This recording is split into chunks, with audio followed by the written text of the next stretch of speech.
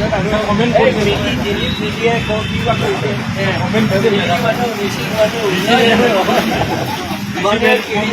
Comment দিছে যে অহাৰ কাৰণে আপোনালোকক বেলেগ এটা ভেন্যু জেগাত দিব পাৰিব।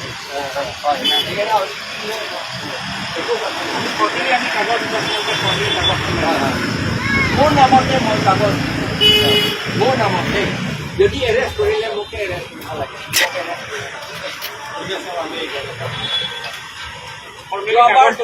যোৱাবাৰটো মইহে এইটো থেংকম প্ৰেজেণ্ট কৰিছিলোঁ।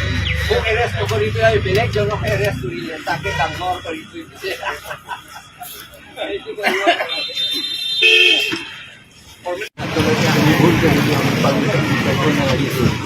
এতিয়া 144 CRPCও নাই, আইনটো চাওক ছাৰ।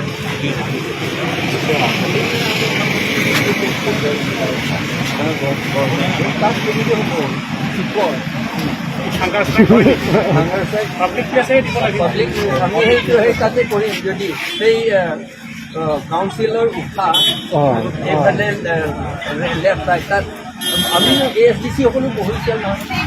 এই ASDC বহিব পাৰে, আমি APSD বহিব নোৱাৰে। এইটো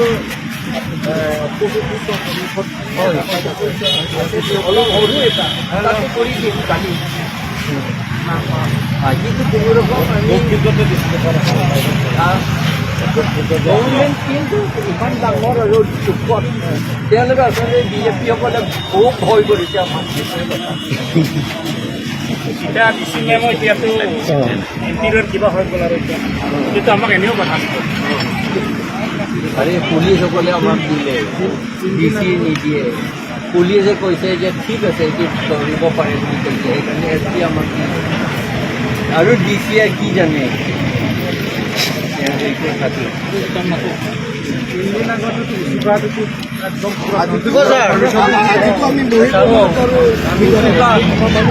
সকলে প্ৰশাসনে কৰিছিল।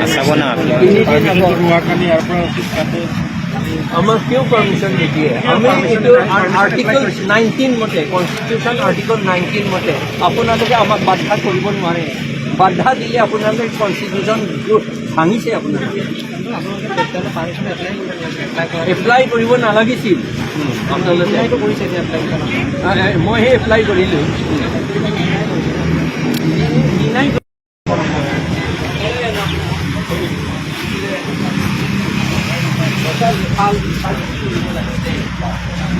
কমেণ্ট কৰিছে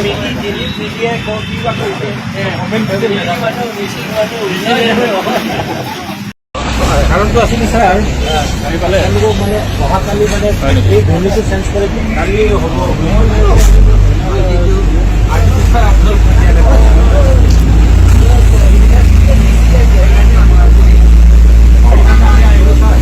আৰু কাইলৈ আপোনালোক মানুহটো মেনুটো ইয়াত নহ'ব বুলি অলপ বেলেগ এটা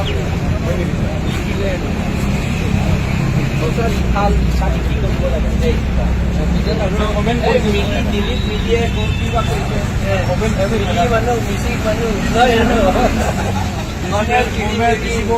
দিছে যে অহাকালি আপোনালোকক বেলেগ এটা ভেন্যু জেগাত দিব পাৰিব। আমি চৰকাৰী আমি কাগজ দিছোঁ, আপোনালোকে চৰকাৰী কাগজ মোৰ নামতে মই কাগজ মোৰ নামতে যদি এৰেষ্ট কৰিলে মোকে এৰেষ্ট কৰিব লাগে।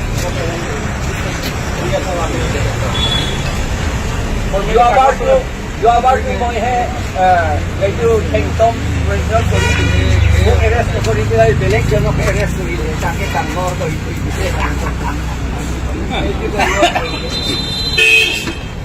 ফৰ্মেলি কাগজটো লয় না এতিয়া ফৰ্মেলি কাগজ দিছে